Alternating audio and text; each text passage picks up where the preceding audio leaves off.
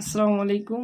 আজকে আপনাদের সহজ একটি বিষয় শিখাতে চাই, সেটা হলো মাখরাজ, যা কোরআন শেখার জন্য অনেক বেশি ভূমিকা রাখে।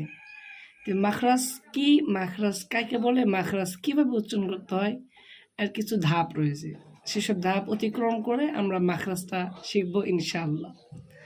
মাখরাজ মূলত একটা হরফের উচ্চারণ স্থানকেই মাখরাজ বলে। মাখরাজ মূলত 17টি ভাগে বিভক্ত আছে। তার মধ্যে মাকরাজ যদি সঠিকভাবে উচ্চারিত হয় তাহলেই কোরআনের শব্দ এবং কোরআনের আয়াত তারতিল এবং সঠিকভাবে উচ্চারিত হয়। তার জন্য আমাদের প্রথমে শিখতে হবে মাখরাজ। মাখরাজের স্থান 17ভাবে ভাগ আছে। এক নম্বর মাখরাজ, যা হলকের শুরু হতে উচ্চারিত হয়।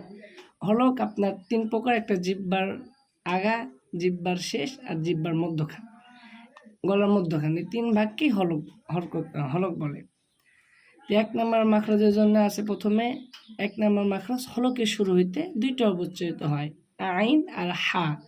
এটা কেউ কেউ আইন বলে, হা বলে, এভাবে উচ্চারণ করা যাবে, কিন্তু কোরআন পড়ার সময় সেটা অর্থ এবং উচ্চারণ বিশ্লেষণভাবে খুব বিভ্রান্তি সৃষ্টি হবে।